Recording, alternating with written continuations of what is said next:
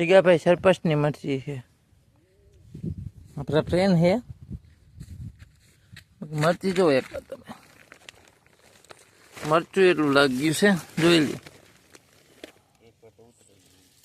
એકવાર તો નાના નાના મરચા મોટા મોટા થઈ ગયા હતા તે ઉતાર નાખ્યા વરસાદને કારણે મરચી ઊભી રહી જતી એટલે ભાઈ આ કયું બિયારણ છે જિગ્નેશભાઈ આ પદ્મ મરચાનું વાવેતર હે અંદાજે 10 વીઘામાં હે મલ્ચિંગમાં જે આગળના પાંદ હતા એ વરસાદને કારણે થોડાક પીળા ને એવા પડી ગયા છે પણ એ બધા ખરી ગયા છે 9 ફૂટ અને થળિયામાં પીલા ફૂટેલા જોઈ લ્યો છે